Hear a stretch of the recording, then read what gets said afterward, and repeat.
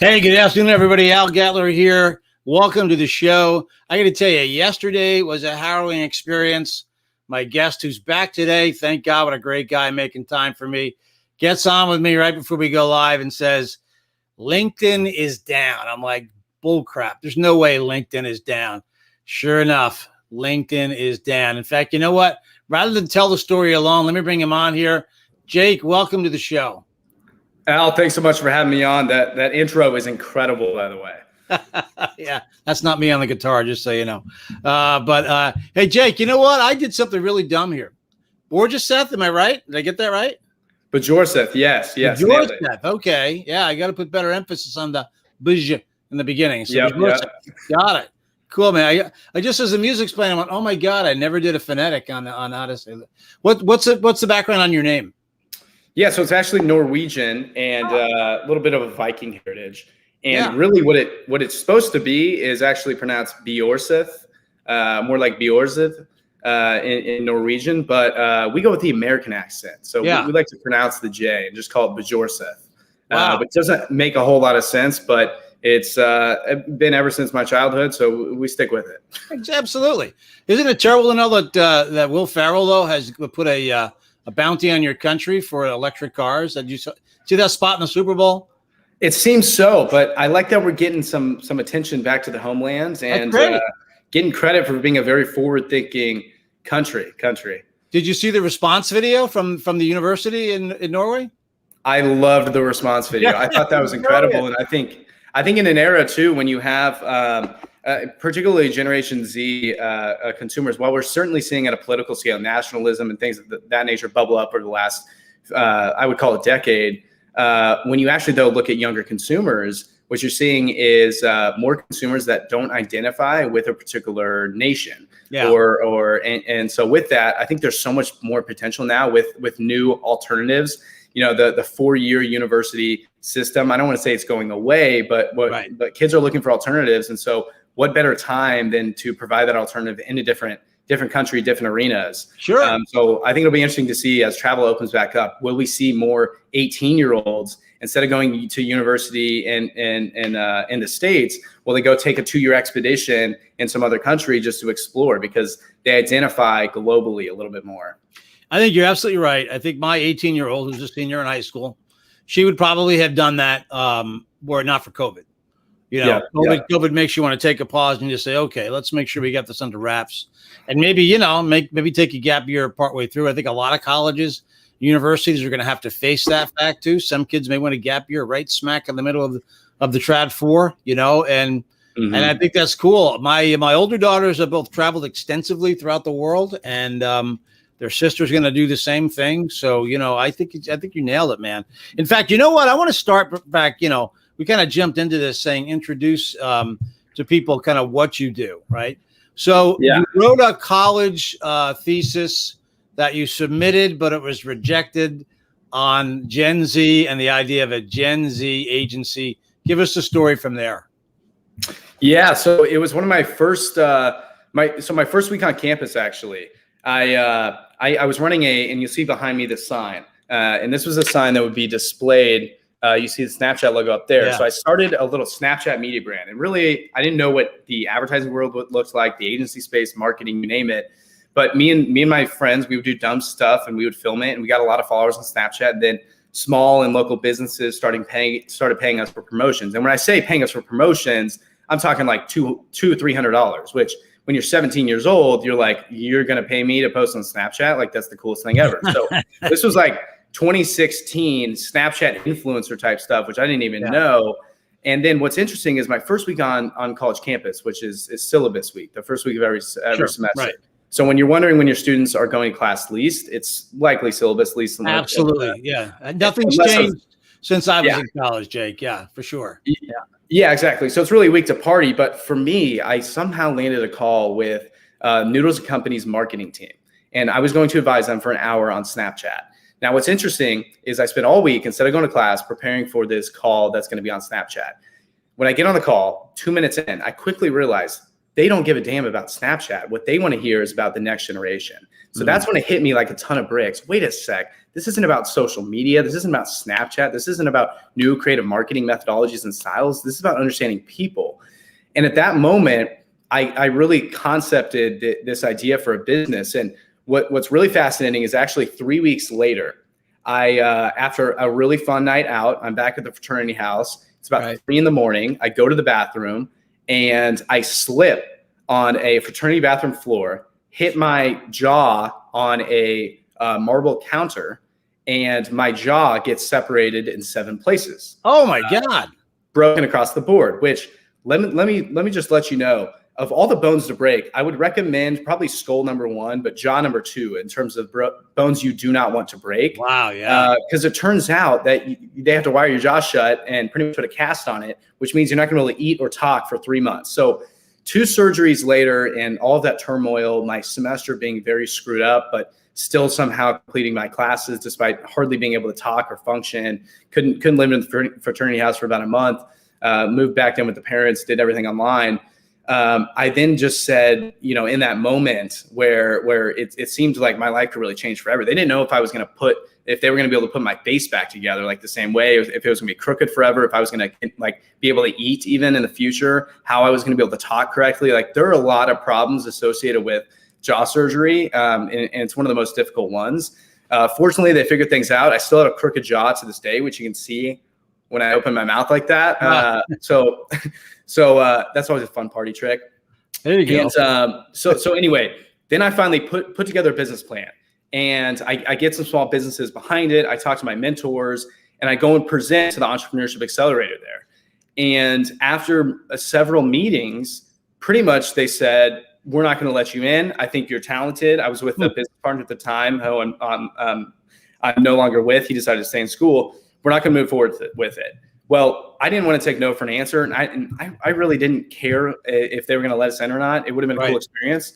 So then I just went out and built it. And that winter break, when I had 45 days off from school, that's when I first started signing clients and we got traction. And then months later came May, I spent the last $600 in my bank account to get an office downtown just to cover that month's rent.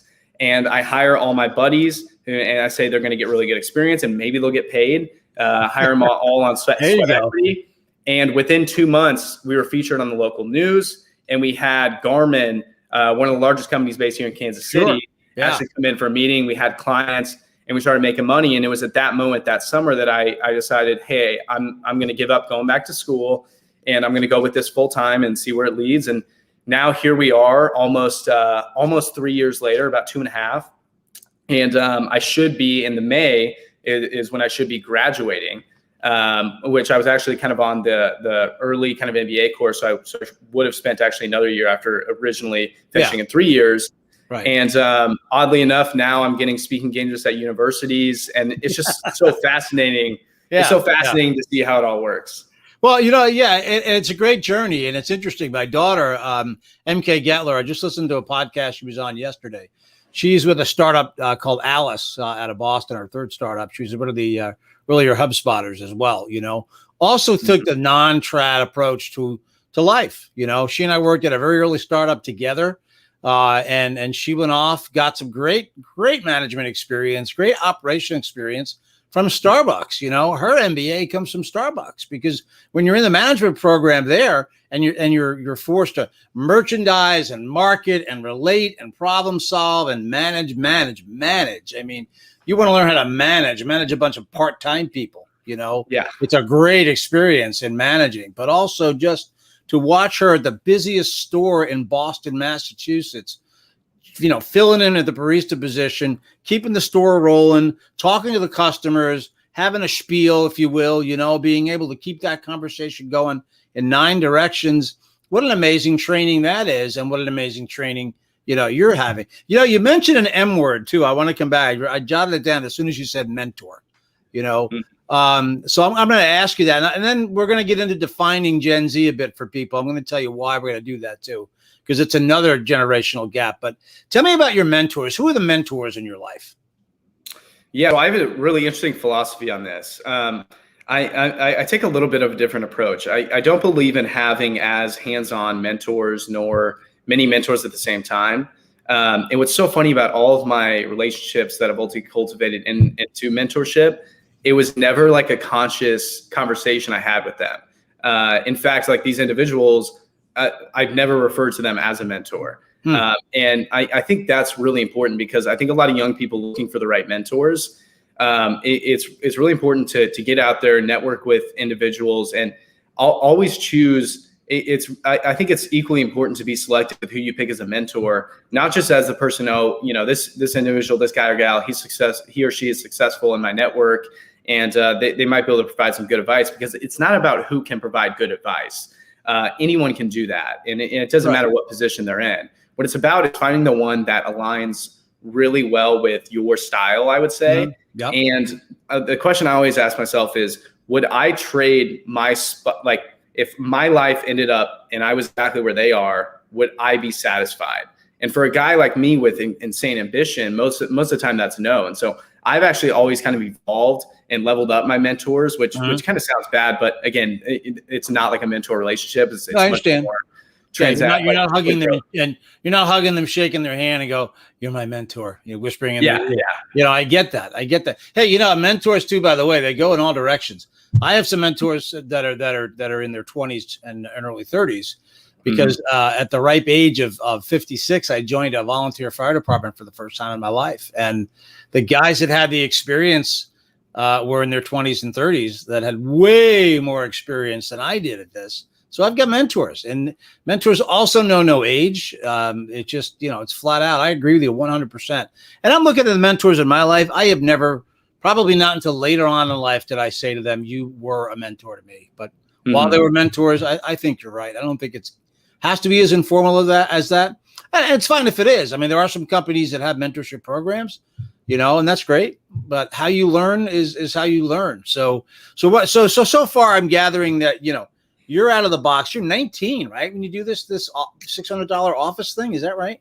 18? Yeah, it would have been 19 then. 19. Yeah, just turned 19. Yeah. Yeah. So, what are the parents looking at when they see their 19-year-old making this leap? What are they saying to you? So it's so funny because I grew up in Leawood, Kansas. It's one of the higher zip codes in the United States, and a really great area. My family was never on the incredibly wealthy side, but always more than well off. I didn't have to worry about them putting food on the table. It was always, able to take a vacation, maybe not like a crazy vacation to Cabo, but like definitely Lake of the Ozarks or something of that nature, like your classic white trash vacation. And so growing up with that, it was difficult because I was always a really great student, always testing really high, got actually scholarship, not a full ride scholarship, but a decent scholarship to local university. And so when I decided to drop out, they were very freaked out. And you can imagine why. My mom spent decades in the mortgage business. My dad, a financial advisor. So kind of the exact opposite of entrepreneurship, like financial advising. It's like security, protection, finances. Yeah. And I was like, I'm going to go do this thing and hopefully it makes money. So they were very against it. But I will say they were supportive of me. And they said, and I think that what they did is the approach that I wish more parents would take, which is, that's totally fine. That's your decision. You're an independent man, and you can decide what you want to do. But you're going to have to live. You're going to have to live on your own. So after that summer of living with them back at home, as all freshman students would do, then I had to get my own place, and so then I had to move into a $500 a month apartment. My roommate was, let's just say, doing not so. His profession was not something that was very legal. I'm picking up what you're putting down. I got it. Yeah.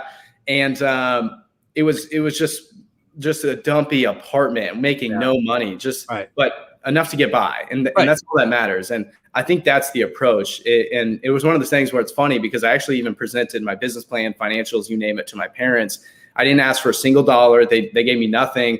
I was totally on my own from that point. And I think that's the approach that I wish more parents would take is to say, you got to understand, when are those moments for my child that I need to let them fail, or I need to let them figure it out on their own, because and it's so difficult because there's an evolutionary, it's wired into your brain. Your parents are always going to want to protect you and keep you safe. And it's not that they're consciously trying to do that. their evolutionary basis is built to and designed that way.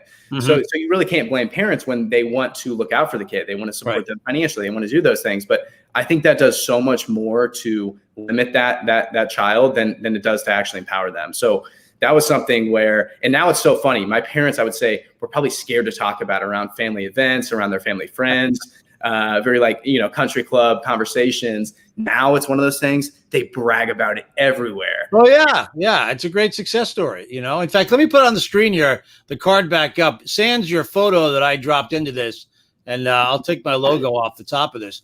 This is actually the home page. I should say the above the fold page of your website, which is a one page, really attractive site. I could bring it up here too. In fact, why don't I do that? Just so folks kind of get an idea of what we're talking about at this point. We're talking about an agency that Jake has put together here. It's Trndsttrs. Let me go to the top. It's a great, I think it's a really eye-catching site.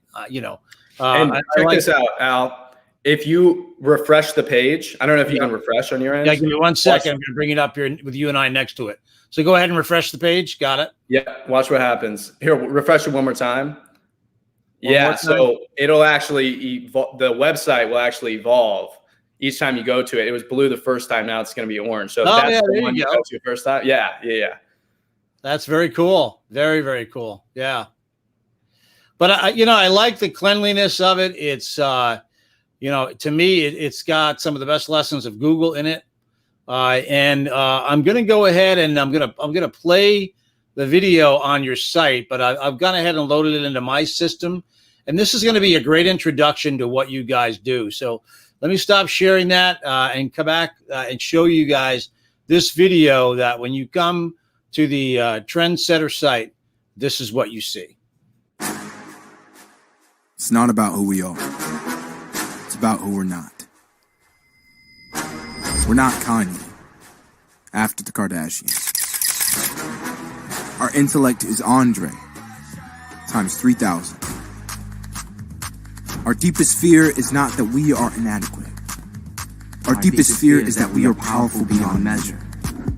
We're not a failed generation. We're a flourishing one.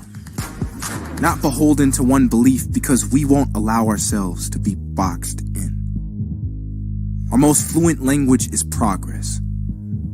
We're not bound to our phones. We're bound to accepting the difference we see in others. Our real-world experience developed in the social reality we built, brick by brick, online. Within disaster, we find beauty. We believe in justice. No, accountability for all. We believe tradition should never be a prison for someone else. We're naive because we've never told ourselves no. Technology has not made us detached. We're more connected than ever before. We didn't create the generational divide. We acknowledged it because there's work to do. We are next.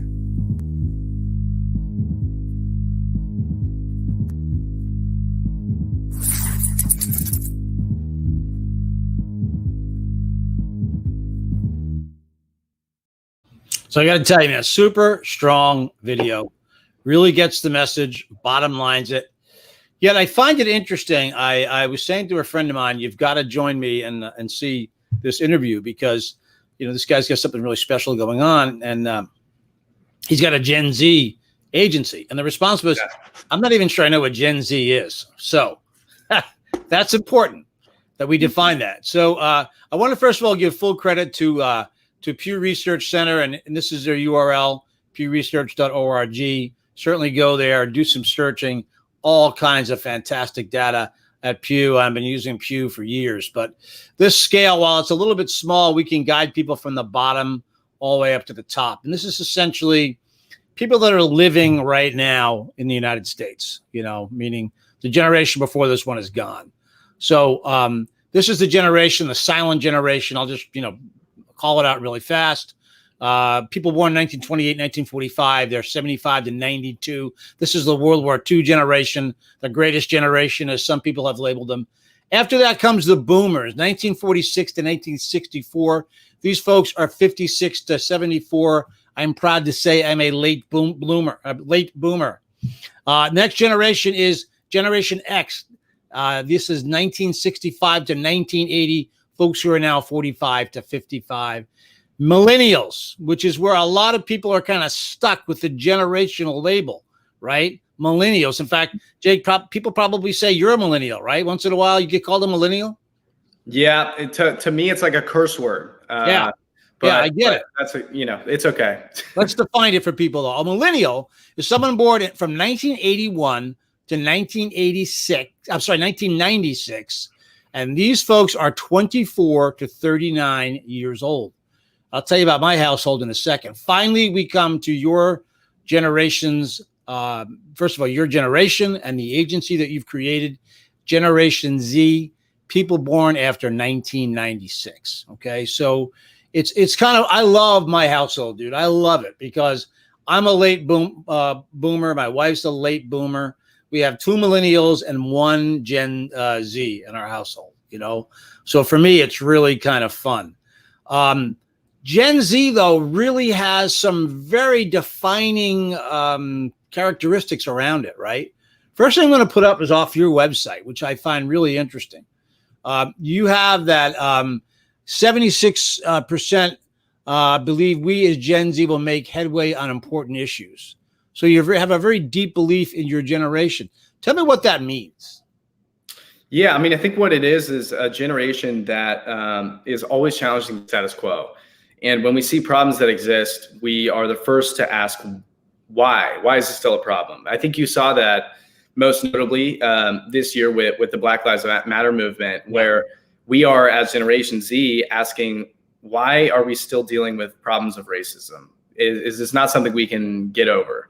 And I think that goes across the board for so many kind of systemic problems that exist within our world. And you have a generation that refuses to accept a lot of the things. And I think millennials set a lot of the framework for that. We saw the very much outspoken, complaining generation that brought a lot of these problems to the surface. And now Gen Z is coming to the fruition. And what they're saying is, look, we're going to have to solve these issues. And if not, we're not getting on board with it. And I think it's a really good stance that's being taken and a really overall positive and morally conscious generation. Well, I wonder though, so I'm an active volunteer, right? I just told you that I'm a first responder in my community. I do lots of other stuff, and this is not a put down question. This is a question I'm trying to really understand. Yeah. When you say Gen Z, I mean Gen Z will fill a space, at a rally like that. But will they fill a grocery bag for homeless people, or will they fill a sandbag when the big storm is heading that way to the community? Yeah, it's a great question. And what's so fascinating about this, Ogilvy published a report at the beginning of 2020. And the title, one of the sections was Millennials Lied. So we had all this data and research around millennials that they were the most purpose-driven generation yet. That's how they're making their purchases and decisions in the marketplace. Yet when you actually looked at it post-purchase and looked at budgeting and financing and where they're actually putting their dollars towards, they were actually the least purpose-driven generation of all. Even the silent generation, you have 85, 90-year-olds that are more likely to buy a brand based on purpose and mission than millennials were. Millennials came in dead last. Gen Z obviously came in first, but they're so young, it's hard to tell. And I would say, that's an inherent problem. And it's a question of both the generation and then age. There are certainly limiting factors that exist when being younger. And I will say that I think one of the problems of mass communication at scale that exists in the world today, someone can send out a tweet and it could change everyone's perception on a particular topic. It's just right. Crazy. Perception. Yeah. Good point. Yeah. I think with that in mind, it's like we have so much power in terms of communications that we sometimes don't convert that power into action. And something that I've challenged all of my network, and I will always challenge our generation to do, is to take action on these things. Yeah. So what's your answer to what I just asked you? Which, and I love what you said. I love what you said because I come from a traditional media background. I mean, dude, I was delivering newspapers. Okay, that's how traditional media I come from. But you just said something so great. You've got this power of the media in your hands, but you're urging your generation to take action. So tell me about that. Yeah, and I think we're starting to see More action. We're definitely seeing more action taken with Generation Z than millennials. Gen Z is the most entrepreneurial generation yet. They're the most likely to start a startup, a business, a nonprofit, an organization, a podcast, a media show around particular subjects that matter to them. When we look at specific issues, take like the vegan movement, for example, which means so much to many. And that's one where it's very controllable. You know, like some of these other issues, such as like racism, it's like, okay, how do we judge if Gen Z is actually taking action on that? Do we see like, you know, what they do throughout the day? It's just that one's a little bit harder to I would say measure. But with the vegan movement, we're seeing a generation that is consistently moving towards that. And I forget the particular numbers, but we're seeing something like 10% are consistently practicing veganism, and that's how they consume. And then a total of 30% are open to it, testing it, trying it out often. And even close to 44%, I believe, are cutting down their consumption of meat. And so that's like one very small example. I think where the problem becomes is for bigger macro societal changes. And then also ones that require maybe a bigger purchase or a bigger lifestyle change, such as maybe it's sustainability, and within that, they want to drive an electrical vehicle, but a Camry costs a little bit less than a Tesla. So, you know, what am I going to do there? So no, I get it. I get it. And, you know, and as you describe veganism, I mean, you know, literally putting your money where your mouth is, right? I mean, not just talking about it, but doing it. So that's fascinating. One of the things you had on your website that really, really struck me, you say in the second one down the left, 75% will suffer from a mental illness before the age of 25 years old. What does that mean? I mean, what are we talking about there? Yeah, we're seeing a couple things merge together that's creating what is actually a mental health crisis, definitively, and that's been agreed upon by all your decision makers in that category. And what it is two things. For one, you have social media communication and the bombardment of that creates a lot of mental health problems. Now, there's more to it than just that. I don't want to say that these tools and channels are the cause or the root cause of this. I think rather the actual root cause is the fact that you have a generation that has grown up where we can access anything at any time, anywhere. If I want food, I can get it right now. I can order it. Right. To watch this, I can get it right now. So you have a generation that hasn't really developed maybe those calluses of and doesn't really spend too much time bored. I think that's something that was a challenge I sent out to my Instagram community a couple of weeks ago. I said, this weekend, I want you to spend 30 minutes doing nothing, not meditating. I want you to be bored because time, immediacy, right? And the second part of it, that the other converging element is the cognizant. I would say we're cognizant of mental health problems, so therefore more people are getting tested for it, more people get approved of. So that's something to keep in mind as well, is that throughout the years, you're going to have more people every single year that get diagnosed with these things. And what we're realizing when you see that 75% number is, wait a second, this isn't just a minority of people. This is everyone. And so we're all going to deal with these factors. And that's what you're starting to see. And that's why you're starting to see this wellness movement. We saw just last year, meditation, yoga, how your diet actually affects your mental and brain health. All those things are really interesting trends happening in the space. Well, yeah, and I think it's been given a face and a name. You know, when you talk about just depression alone, you know, my father, World War II vet, never talked about it. You know, and it's now become only now a vernacular of our discussion of how you're feeling, even especially as a man. I mean, male depression is prevalent and it's something no one talks about. But and then your generation is extremely comfortable talking about it. So I think it's actually a really positive thing. And I think to identify that is interesting. I want to hit the other two things you say on here. 90% believe today's companies must drive impactful action. 90% will suffer a physical symptom from stress. So, you know, you're saying here in two ways. First of all, companies have to stand for something, but people have to stand for themselves in reducing the level of stress that they have. You know, and those two don't go hand out of hand. They're hand in hand. You know, I have worked hard my entire life and most of my stress comes from work, you know. And so when a company stands for something, it's harder for companies today to realize that value. You know, the value was earlier on in my life, you worked hard, you worked 60 hours a week, then you were a success. You know, I think Gen Z offers the opportunity to say, look, well, first of all, work whenever you want to work, but enjoy your life at the same time. which I think is, I think it's actually more natural, to the human makeup. But so I kind of admired that about the Gen Z movement. So I want to jump into Gen Z a little bit more, back to some Pew stuff, if you wouldn't mind, and just talk a bit about building who Gen Z is. First of all, one of the things that I found really interesting, Gen Z is more racially and ethnically diverse than any previous generation. A good number of Gen Zs in the United States are going to be or are Hispanic.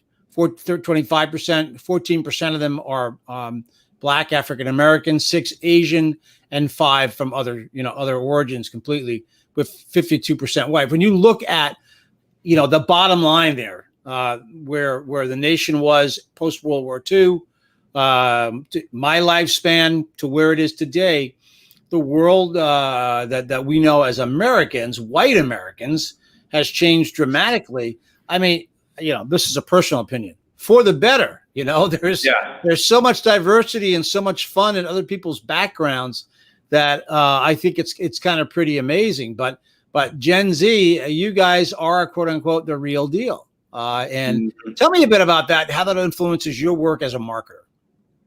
Yeah, so it's one of those things where Gen Z is the most diverse generation here in the United States.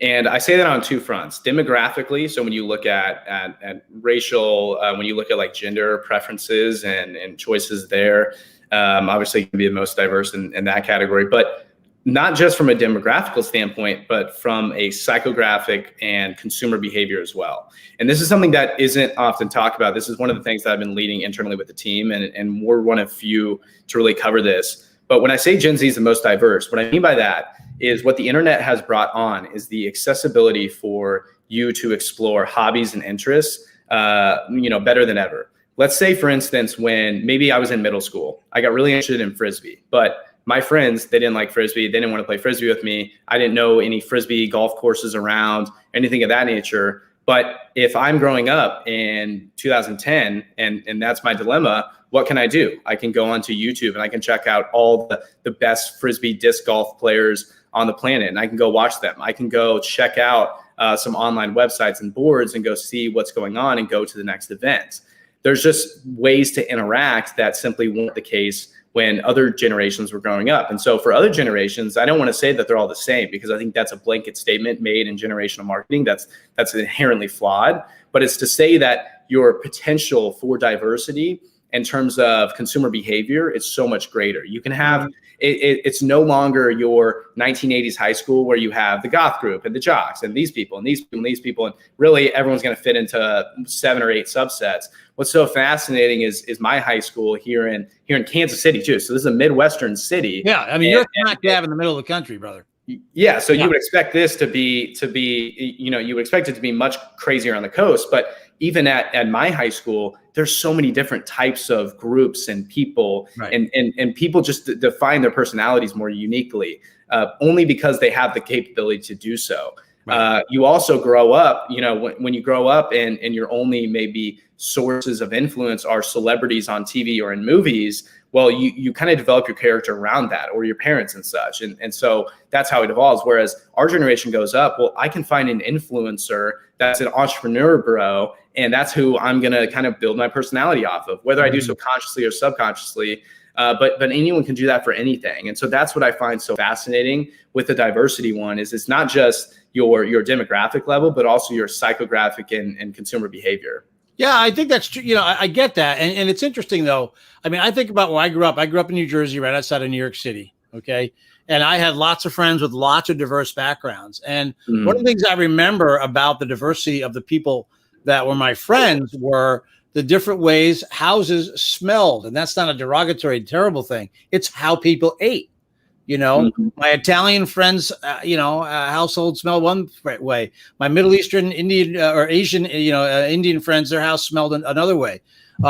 Friends in my Jewish households, they ate meals differently than we did in my Irish Catholic household. So it's something to embrace. I think it was more pronounced when I was younger, but I think for you guys, it's probably much more natural. So, and it's showing in marketing. We see it every day. If you're paying attention, it's absolutely showing in marketing. So one of the other things that that I picked up on here is Gen Zs are likely to enroll in college and to have a college-educated parent than millennials.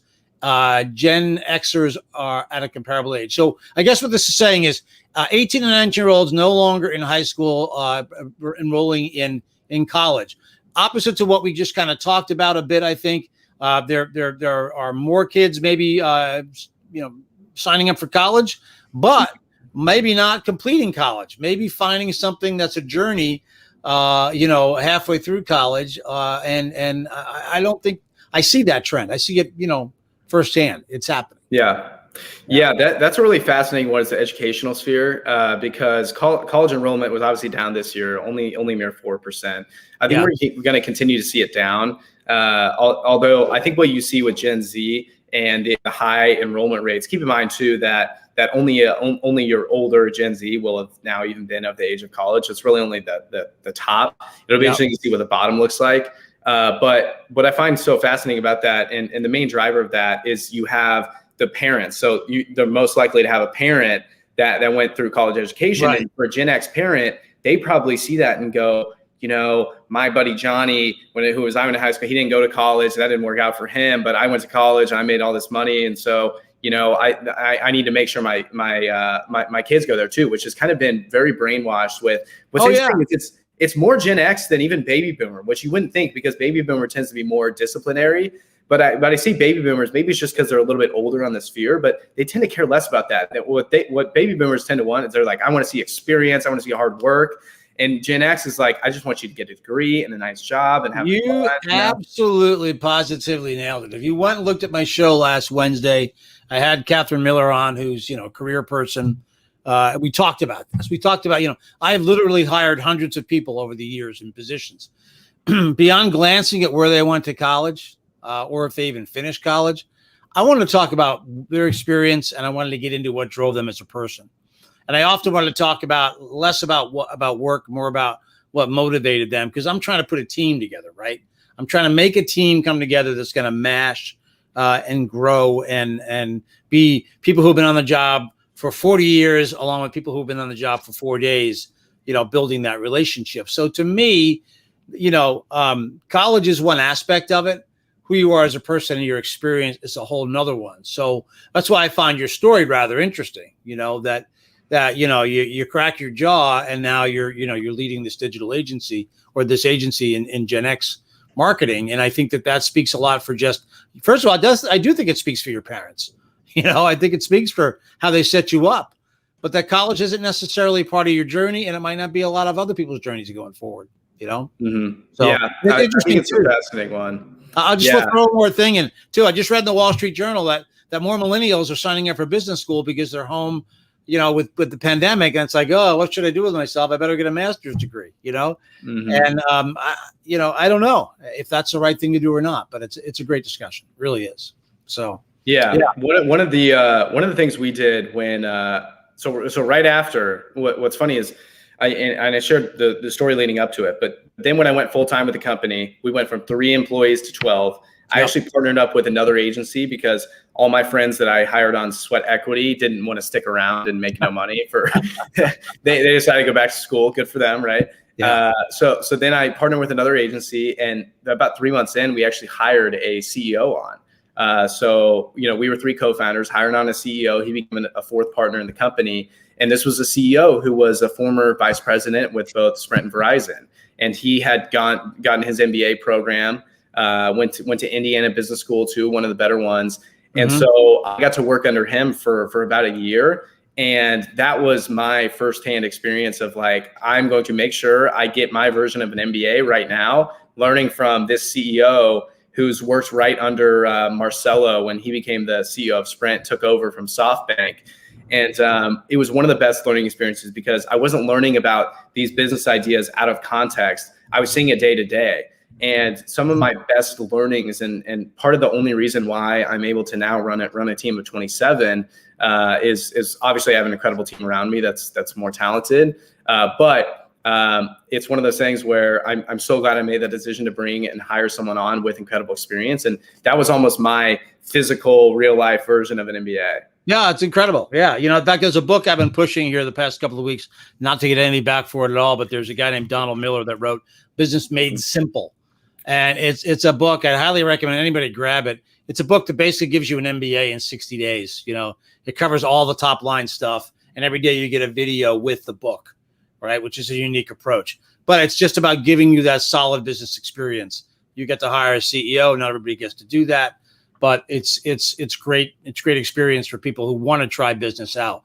One last thing I just want to throw up on the screen here, and I know I only have a little bit of your time left, so I want to talk about this. But this whole part of life that a lot of people who are of the boomer generation, especially, are having a hard time with, and this relates directly. I chose this graph because it's going to start hitting marketing harder and harder and harder as the next year or two progress, and that is the pronoun situation where pronouns are changing. Preferred pronouns are now actually part of LinkedIn. People are starting to parenthetically express their pronoun. So tell me how that affects Gen Z marketing going forward. Yeah, I think it's something we have to not only be cognizant of, but also careful with. And I think that's the case for all marketing nowadays. You almost need a pre-cancel culture filter to make sure that it's I would advise culture filter. Wait a minute, stop for a second. Tell me what that means. Pre-cancel culture filter. What does that mean before I let you go on? Yeah, so I think we live in an era where cancel culture is it's one of those things where I will say firsthand as a Gen Z individual, it's getting out of hand. It's a little bit too out of control, but it's still a concern nonetheless, especially for brands, because who's going to go defend a logo? Not a whole lot of people are going to do that. Mm-hmm. So I think what needs to happen, and this is something that we do for a lot of our larger Fortune 500 clients, but there needs to be a filter on things before they go out. The captioning, the words, what's happening in the video, you name it. Because you really want to avoid anything along the lines of being canceled online, right? So you're saying before it even gets off the ground, there's a groundswell saying it's not good because it doesn't recognize pronouns. Yeah, and I don't want to say it doesn't have to recognize that. I think it's one of those things where we have to be cognizant of, are we using the right verbiage here? Is someone going to potentially portray this incorrectly or the wrong way? Because it's no different than at a fast food restaurant. Like, the customer's going to always be right. And that's the case when it comes to this stuff. Mm-hmm. Now, the gender pronoun stuff is interesting. And I'll tell you this as well. Like, I run a Gen Z agency, but I was a Catholic grade school kid, still Catholic to this day, grew up in Kansas City, Midwest. I'm a Kansas farmer boy pretty much that discovered the internet. So it's one of those things where it's still, I mean, it even throws me off. I have to make sure that I'm using the right vernacular and language.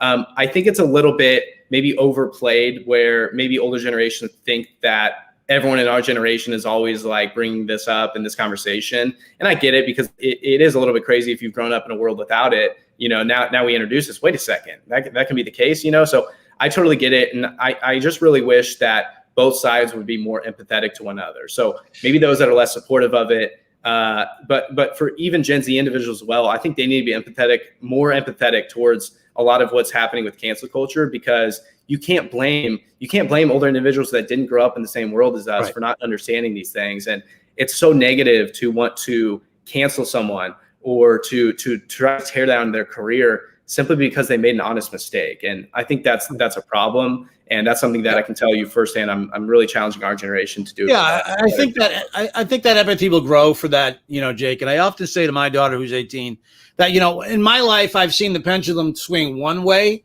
and then the other way. We are in a situation where there's two pendulums and they've both gone very, very far and up. And I think we'll get to the point where we do find, a decent middle where we all can figure this out together. But I commend you for, bringing your agency into that discussion and figuring that out. So, I titled today's conversation, Gen Z and your brand. And, I want to talk a bit with the few minutes I have left with you about exactly what your agency Trndsetter does. So let me throw this up from your website. These are your capabilities. I don't want you to, feel pressure to give a giant commercial for what you guys do, but tell me a bit about the highlights of what you guys provide to a client when they come to you and ask for advice. Yeah, it's a great question. And, you have a lot of agencies that fall into a service-based model. So, you might come to them, say, here's my problems. Then they're going to advise services accordingly. We like to take a more ad agency approach, more of a Mad Men era, if you will, which is we're not going to define the answer right away, like the end result in terms of services and scope just yet. We're going to look at the core. And so for us, we always want to start with an understanding of Gen Z, and then we can devise the best way to reach them, because reaching them is the easier part. That's the methodology. We know how to get there. What we need to do first is understand and align our brand, our products, our marketing, our messaging, our communication with that demographic. And so our executions are very spread across the board. I would say a lot of our work is in the consulting and strategy side, because there's just such simple shifts that you can make to product innovation, messaging, brands, even existing marketing efforts that will improve the results. And then similarly on the marketing side, we do a lot within influencer marketing, social media, content creation, paid media, and others. But overall, it's one of those things where I never want to default into a set of services. What I want to do is devise a good idea, because the reality is something that I think the advertising and marketing arena will get back to and needs to, is that it's really not about the platforms and the services and the scope and what's happening. What it's about is the idea, and the best idea is when, and whether you're reaching a baby boomer demographic or Gen Z, that still holds true across the board. Well, I think story still holds up, right? And you made the reference to men, and I think it's great to hear you at, are you 22 now? Are you 21? 21. Coming up on 22 in late March. Yeah. Oh man, I'm so sorry. God. I know. When I'm 22, I can't hope. Never mind. It's great to hear you talk about something like Mad Men and that era, because that was an era where the story was, now granted, traditional roles were different. Everything was different, but the way an idea was formed and the way it was executed was kind of holistic. And I think that's a great approach. And I'm glad to hear you're taking that approach with what you're doing in branding and marketing.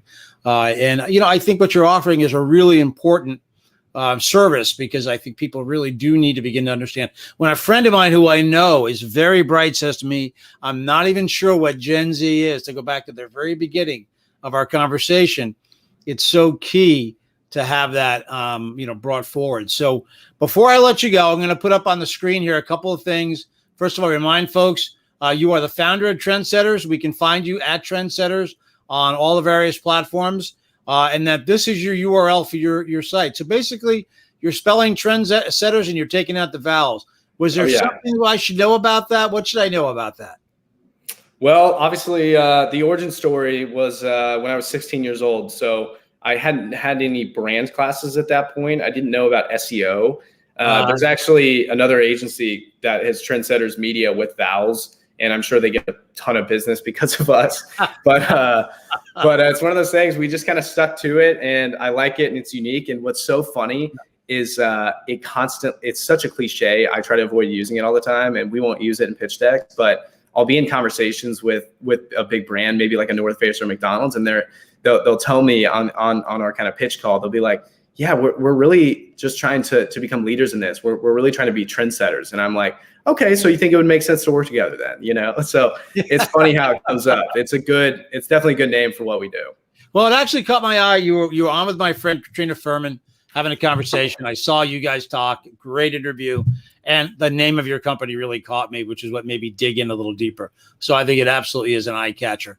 Hey, I want to be respectful of your time. You've got to run, and I want to do that. Stick around for a second. I'm going to say goodbye to the audience. I want to give you a proper goodbye backstage. One last time, though, if someone wants to reach out to you, Jake, how do they do it? Yeah, I think find me on LinkedIn, Jake Bjorseth, one of the few Bjorseths on there, BJORSETH. Our website, www.trndsttrs.com. Or any social media platform. We're all over the place. I'm sure you'll be able to find us, and feel free to reach out, even if it's not to do business with us. We love having conversations, educating, you name it. And we're not going to hit you with a hardcore sales pitch. We like to take that. We're Gen Z, so we don't know how to do that. So very conversational. Something tells me you've got a little salesman in you, though, Jake. I'm just guessing. So maybe. Yeah.